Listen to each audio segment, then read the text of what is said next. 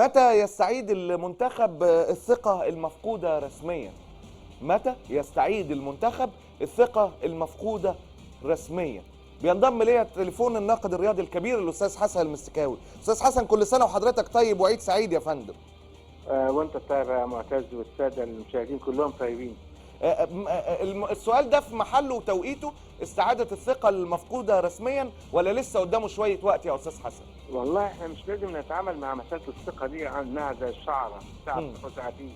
ايوه، يعني نكسب ماتش يبقى جت الثقه، نخسر مباراه يبقى راحت الثقه. يعني ما مش ده المستوى هو اللي بيدي الثقه. تجديد دماء الفريق هو اللي بيدي الثقه. الانتصارات المتتاليه مش مجرد مباراه واحده بس نكسبها يبقى هو ده الثقه رجعت.